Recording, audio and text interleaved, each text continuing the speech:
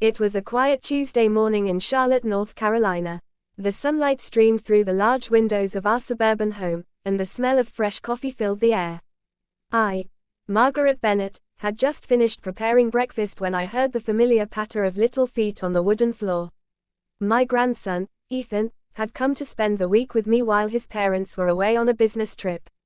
At 7 years old, Ethan was full of energy, curiosity, and a contagious sense of excitement that made every day feel like an adventure.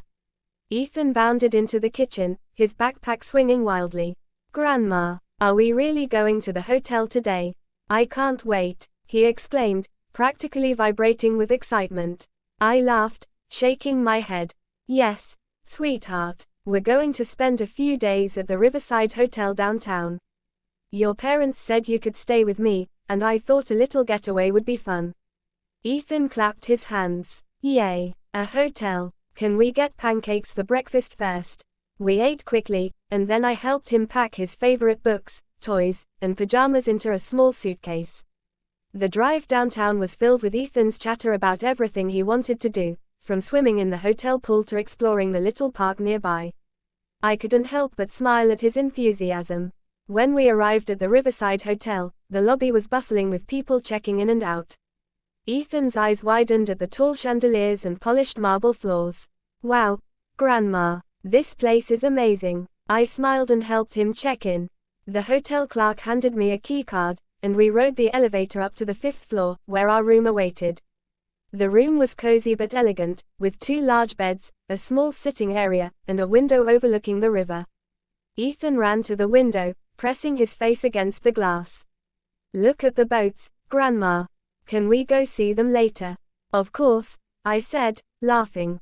"But first, why don't we settle in and then head down to the pool?" The next few hours were filled with laughter, splashing in the pool, and indulging in ice cream from the hotel cafe. Ethan was a whirlwind of energy, and I was content just watching him enjoy himself. After dinner, we returned to our room, tired but happy. I read him a bedtime story, and soon he was fast asleep, his breathing soft and steady.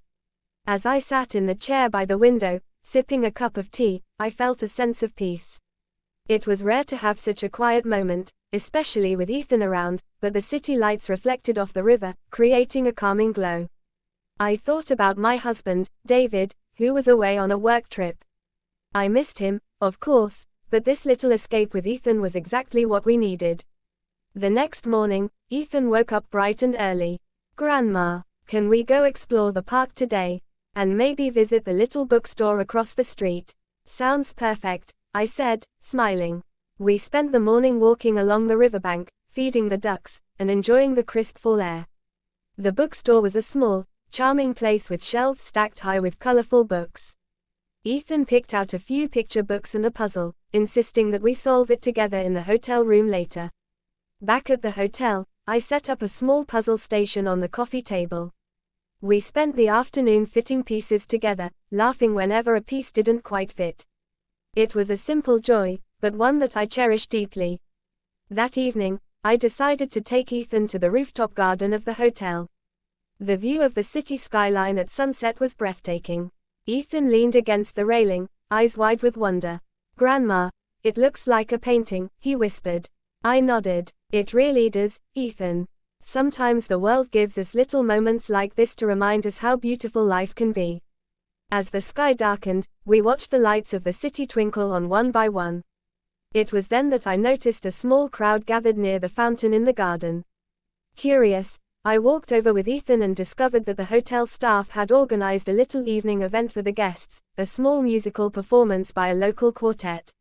Ethan's eyes lit up. "Grandma, can we watch?" We found a spot on a bench, and the music began. The soft strings filled the air, and for a while, the world felt perfect. Ethan leaned against me, completely mesmerized by the melodies. I felt a deep sense of gratitude for this time together, just my grandson and me, sharing a moment we would always remember. The rest of our stay passed in a similar rhythm, leisurely breakfasts, small adventures around the city, and cozy evenings back in our room.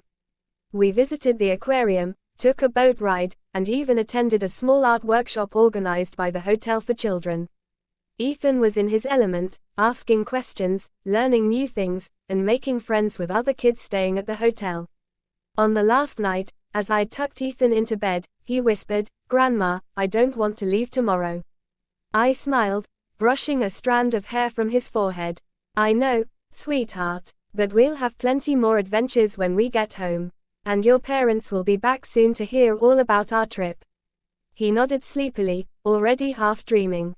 I turned off the lights and sat quietly, reflecting on the week. It had been a simple getaway, yet it had brought us closer in ways I hadn't anticipated. Spending time with Ethan reminded me of the importance of slowing down, appreciating the small moments, and cherishing the people we love. When we checked out the next morning, Ethan held my hand tightly. "Can we come back next year, Grandma?" "Absolutely," I said, smiling. "Next year and every year after that." As we drove home, I felt a warmth in my heart.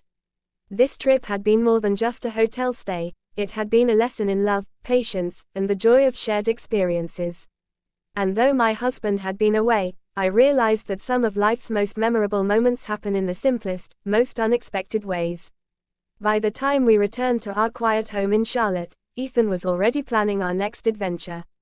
And I, Margaret Bennett, knew that this week would be one of those memories we would carry forever, a story to be told, a bond strengthened, and a reminder that sometimes, the best surprises in life come when you least expect them.